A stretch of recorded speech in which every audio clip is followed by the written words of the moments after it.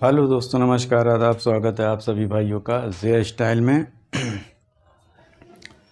दोस्तों, कुछ हमारे जितने भी यूट्यूब पे सब्सक्राइबर हमारे एक फैमिली जैसे है, और उन्हीं में से किसी ने हमसे ये पूछा था कि टूर्नामेंट होता है पतंग का, उसमें क्या क्या रूल होता है। तो सबसे पहले जब टूर्नामेंट स्टार्ट होने वाला होता है तो सबसे पहला काम होता है कि उसके अंदर क्लब जो होता है, जितने यानी क्लब बने होते हैं। अब जैसे उन्होंने मान लिया कि 70 क्लब को एंट्री लेनी है, ठीक है, और उसकी 5,000 रुपये फ़ीस होती है, या 1,000 या 2,000, जितना भी कमेटी रखती है उसी हिसाब से वो प्राइज़ देती है। यानी कोई जीत गया तो उसको बड़ा प्राइज़, कम पैसा है तो छोटा प्राइज़, इस तरह से फर्स्ट, सेकंड और थर्ड को दिया जाता है।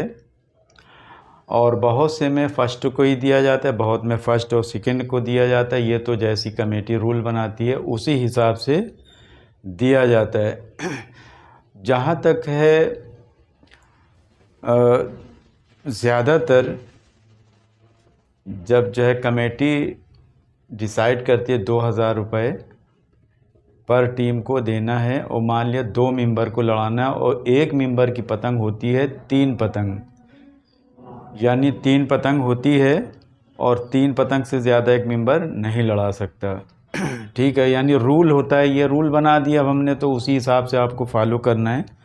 इसी हिसाब से दोस्तों, जब ये फ़ीस जमा हो जाती है, एक टाइमिंग फिक्स कर दिया जाता है, हवा के ऊपर होता है कि कल से जैसे मैच लड़ना है, और उसके बाद लॉटरी के द्वारा, यानी उन्होंने या तो आपस में बैठ के डिसाइड करते हैं किसके साथ किसकी पतंग लड़नी है, मैच होता है, या लॉटरी के थ्रू पड़ जाता है कि किससे किसका मैच लड़ना है।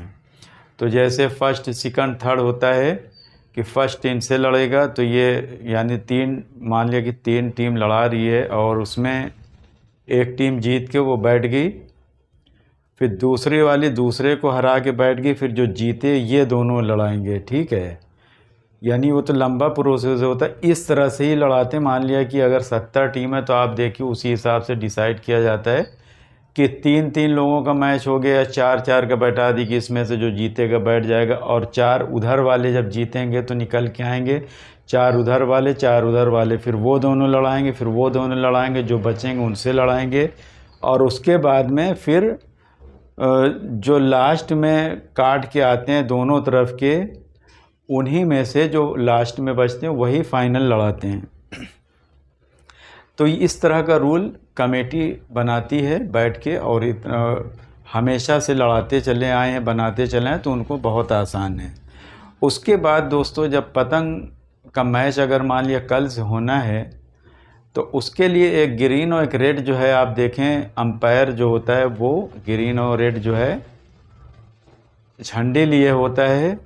और उसका भी एक रूल होता है कि अगर पतंग मान लिया कि कैंसिल है तो लाल कर दिया, और अगर पास है तो ग्रीन कर दिया। ठीक है, ये होता है उसका। काट दिया तो ग्रीन हो गई, अभी पतंग नहीं कटी है यानी बराबर चली गई है, तो वो भी कैंसिल के लिए लाल जो है दिखा दिया जाता है कि बराबर हो गई। ठीक है, इस तरह से एक रूल बनाया जाता है। और उसके अलावा गेम जब लड़ता है तो जब इतनी ज़्यादा टीम होती है तो किसी किसी दिन 2-2 टीम को भी, 6-6 टीम को भी लड़वा दिया जाता है अगर अच्छी हवा है। जैसे एक टीम हमसे लड़ा रही है, हमने लड़ाया, काट के ताने हुए हैं, फिर दूसरी टीम ने लड़ाया, वो काट के तानी, फिर तीसरी टीम जो है लड़ा के काट के तानी, 3-3 पतंग लड़ानी रहती है। यानी वो देखते हैं कि किस हवा पे कितनी टीम लड़ सकती है, ये भी कमेटी डिसाइड करती है। उसके बाद क्या होता है दोस्तों,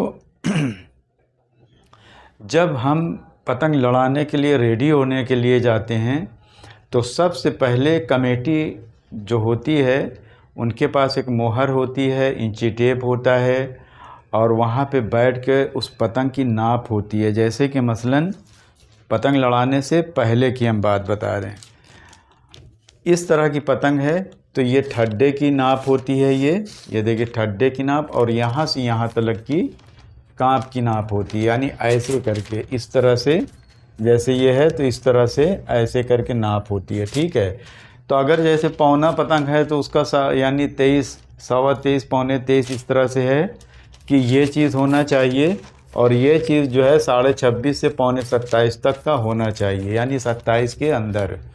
तो ये चीज़ को देखा जाता है। कभी कभी किसी का 1-2 सूच छोटा रहता है तो वो अपने हिसाब से एडजस्ट करता है, वो तो उसकी झंझट है।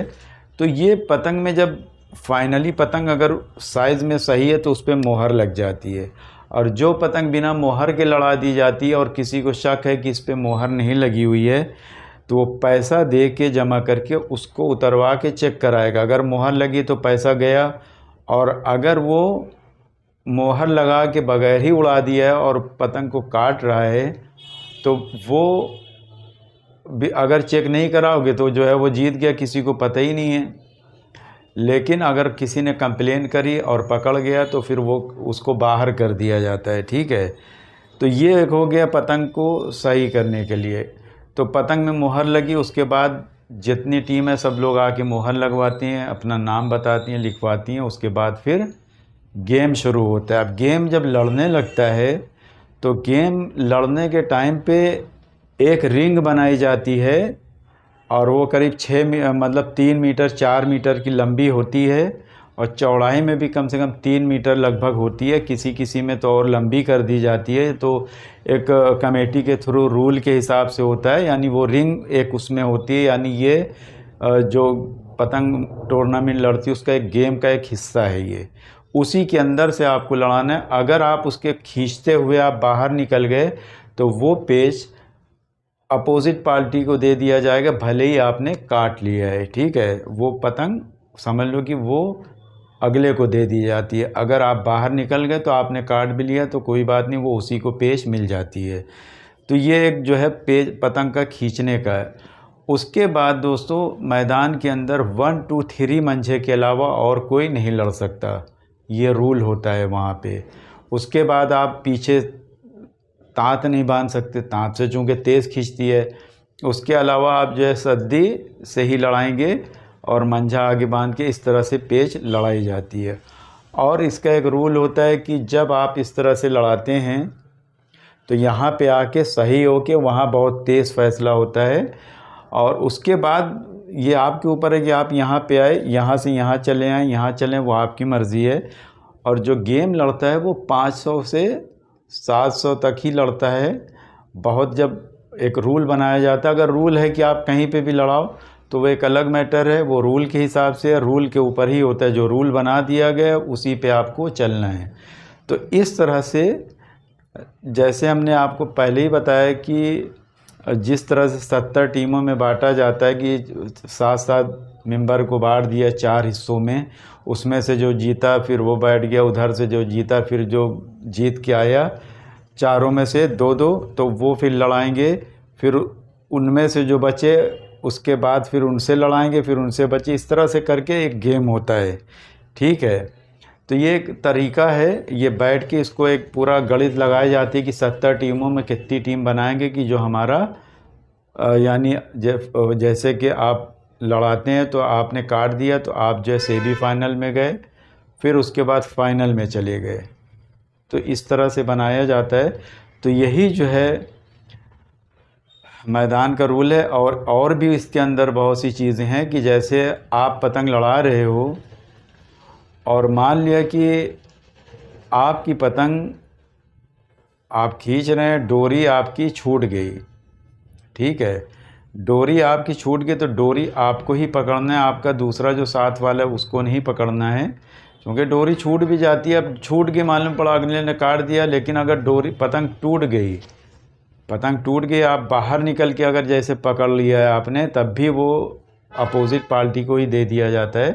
तो इस तरह से मैदान और रिंग के अंदर ही पतंग लड़ानी है, रिंग के बाहर नहीं जाना है, ठीक है। और वहाँ पे आप एक दूसरे से जो पतंग लड़ा रहा सिर्फ वही उससे बात कर सकता है, बाहर का आदमी जाके वहाँ पे भीड़ नहीं लगाता है।